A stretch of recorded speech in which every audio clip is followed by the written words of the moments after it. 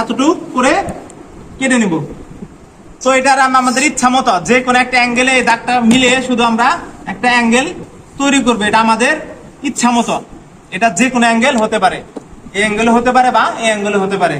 তো এটা আমরা কেটে নিব। দেখুন আমরা একটা চ্যানেল কেটে ফেলেছি। তো এই চ্যানেলটাকে আমরা একটা মার্ক করে নিব। পেছনের সাইডে আমরা মার্ক করে এটাকে আমরা 1 নাম্বার বা এ মনে রাখবো। এটা আমরা সবার আগে কেটেছি, আর এটার সাহায্যে আমরা বাদবাকি গুলা কাটবো। এই কারণে এই জন্য আমরা কি করব, এটা যে শেপে আছে এই শেপ অনুযায়ী এটা সমান রেখে, দেখুন এটা সমান রেখে আমরা এটা দাগ দিয়ে এটা কেটে নেব। এটা সমান একইভাবে সমান রেখে, তার মানে কি দেখুন সমান রেখে